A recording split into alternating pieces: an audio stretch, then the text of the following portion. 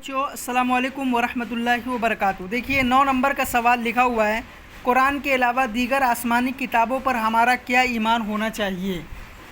اس کا جواب ہے قرآن کے علاوہ دیگر آسمانی کتابوں پر ہمارا ایمان ہے کہ یہ کتابیں اللہ کی طرف سے نبیوں پر اتری تھیں۔ قرآن کے علاوہ دیگر آسمانی کتابوں پر ہمارا ایمان ہے کہ یہ کتابیں اللہ تعالیٰ کی طرف سے نبیوں پر اتری تھیں۔ اس کے بعد ہے سوال نمبر 10، اللہ تعالیٰ کی کسی کتاب کا انکار کرنے والا مسلمان ہے یا نہیں؟ تو اس کا جواب ہے اللہ تعالیٰ کی کسی کتاب کا انکار کرنے والا مسلمان نہیں ہے۔ اللہ تعالیٰ کی کسی کتاب کا انکار کرنے والا مسلمان نہیں ہے۔ سوال نمبر 11 ہے، آسمانی کتابیں کن کو کہا جاتا ہے اور کیوں کہا جاتا ہے؟ ان کتابوں کو جو اس نے اپنے نبیوں پر یا اپنے نبیوں کے پاس بھیجا ہے آسمانی کتابیں کہا جاتا ہے، کیونکہ یہ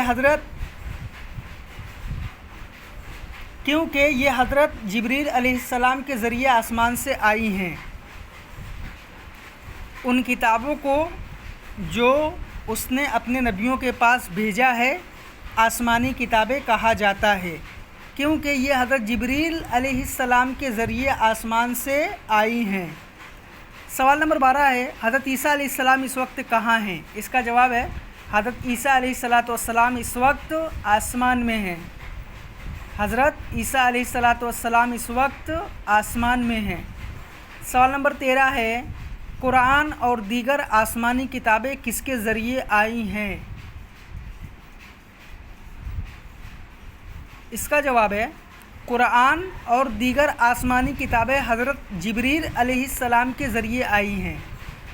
قرآن اور دیگر آسمانی کتابیں حضرت جبریل علیہ السلام کے ذریعے آئی ہیں۔